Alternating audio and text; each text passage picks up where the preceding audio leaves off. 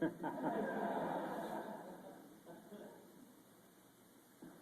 time. Jesus Christ is King. And I thank him for allowing this debate to take place tonight. Is it reasonable to believe that God exists?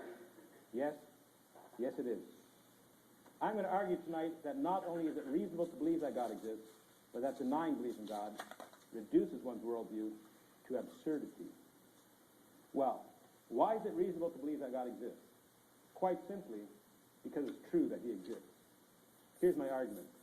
Premise 1. It's reasonable to believe that which is true. Premise 2. It's true that God exists. Conclusion. Therefore, it's reasonable to believe that God exists. Now, in order for an argument to be sound, it must not only be valid in form, but the premises must be true. Now, I highly doubt that Matt is going to argue against the validity of the form of the argument or the truth of the first premise. It's reasonable to believe that which is true. I mean, that's the very definition of reason. The intellectual ability to apprehend the truth. See, I suspect that the disagreement is going to come from the second premise. Matt is going to want me to show that it's true that God exists. I mean, I've watched a lot of video with Matt recently, and truth is very important to him. I care about what's actually true. My only concern is, or my primary concern is whether or not it believes truth. I actually give a shit about whether or not something's true. Truth is the thing that I value most. Matt values truth so much that he even put on a t-shirt. He wants to believe as many true things and as few false things as possible. Well, so do I. And guess what? I say it's true that God exists. Therefore, it is true that God exists. My argument is sound and the debate is over. How does that work for you, Matt? Saying something doesn't make it true. Oh. Saying something doesn't make it true. Well, how's this? It's true for me that God exists. Therefore, it's true that God exists. I'm talking about the idea that something could be true because it's true for you. That's the thing that I'm actually rejecting. Just because it's true for me doesn't mean it's true. Oh well. I strongly feel it's true that God exists, therefore God exists. Just because you feel it strongly doesn't mean that it's true. Not feelings either. Well, lots of people believe that God exists, and they're very sincere, and it's really looked down upon to not believe that God exists. So that must make it true. Right? The truth is not impacted in any way by the number of people that believe the claim, or the sincerity of their belief, or how much it's looked down upon. Oh man. Not because I said it, not because it's true for me, not because I feel it, not because others believe it, not because the belief is sincere, or because its denial is frowned upon. Come on.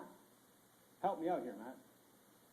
When we're talking about truth, and the fact that truth has to exist independent of our knowledge of it, yes, that's true. Oh, okay. Now we're getting somewhere. Truth exists independent of our knowledge of it. Perhaps at this point, a definition of truth would be in order. How does Matt define truth? Truth is that which comports with reality. Truth is that which comports with reality. Great. Wait a minute. Whose view of reality? In my view of reality, God exists. And I really, really believe that my view of reality is the right view. Does that make it true? You can believe that naked pixies whisper in your ear and clean out your sink at night if you want to. But it has no bearing at all on the objective reality that we actually have to deal with. Oh, okay, I get it. Objective reality. What's really real. Not just because I believe it. Truth must be that which corresponds to objective reality. Well, that makes sense, actually. Just because somebody high on drugs believes that there's snakes on the bed doesn't mean that there's actually snakes on the bed. In order to know if something's true, our internal beliefs must match what's actually true, what's actually real. I want my internal model of reality to match the actual reality I live in as best as possible. Of course it does. It has to match actual, objective, ultimate reality to be true. Matt cares about truth, so he must care about ultimate reality. Right? I don't care whether this is the ultimate reality. Wait, what? Matt doesn't care if this is the ultimate reality? Surely that was a slip of the tongue. Surely Matt must care a little bit about what's ultimately real. Possibilities and reality. I don't care. Sorry, I just really, really, really don't care. He really, really, really doesn't care. Now, folks, that's a problem. Truth is that which is ultimately real, and Matt doesn't care what's ultimately real. Why is that? Why doesn't Matt care what's ultimately real?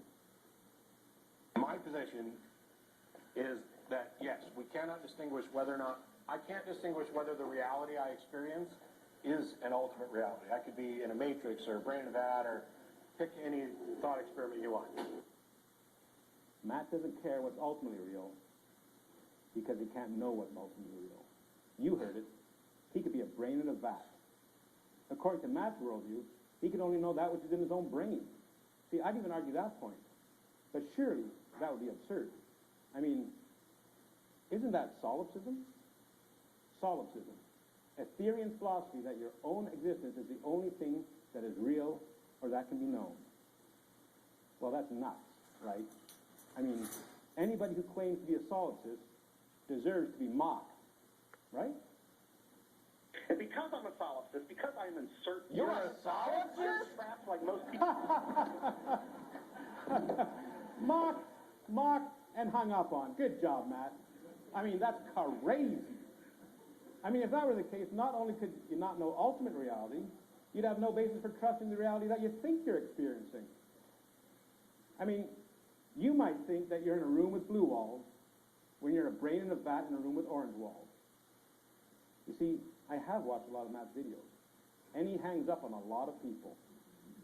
Now, why would Matt hang up on the solipsist? Why would he hang up on the solipsist? I wonder. We cannot ever solve the problem of hard solipsism, pretending that I'm claiming to be able to defeat hard solipsism. I have no solution to that. Matt has no solution for solipsism. In fact, according to Matt's worldview, he must be a solipsist. But rather than admit it, he mocks somebody claiming solipsism. Of course, Matt would never admit to being a solipsist. Or would he?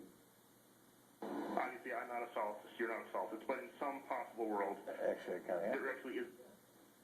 Did you catch that? It's kind of soft. I enhanced the audio for you. Obviously, I'm not a solipsist, you're not a solipsist, but in some possible world, Actually, I kind of am. there actually is. Actually, he kind of is a solipsist. Of course he is. Matt can't know anything outside his own brain. And I have to show that it's true that God exists. He can't know anything outside his own brain, and he's going to argue that it's unreasonable to believe in God? My friends, this debate isn't over. It never started. Matt's worldview isn't down for the count. It's dead. It just doesn't have the courtesy to lie down. You see, you need to be able to know what's ultimately real to know what's true. I submit that you can't know what's ultimately real without revelation from God. How do I know what's real? The same way all of you do. Revelation from the God that all of you know exists. Christians profess that truth. Professed atheists suppress it. You see, becoming a Christian is not a matter of going from unbelief to belief. It's a matter of going from suppressing the truth to professing it. No one becomes a Christian and says, well, what do you know? There is a God. You see, God doesn't send people to hell for denying what they don't know, but for their sin against the God they do know. Is it reasonable to believe that God exists? Yes. Yes, it is. Why? Because it's true that God exists, and denial of that claim reduces one's worldview to absurdity. Matt says that truth is that which comports with reality. He admits he can't know what's ultimately real. Therefore, according to his worldview, he can't know anything to be true and has zero basis for challenging my claim that it's reasonable to believe that God exists. Thank you.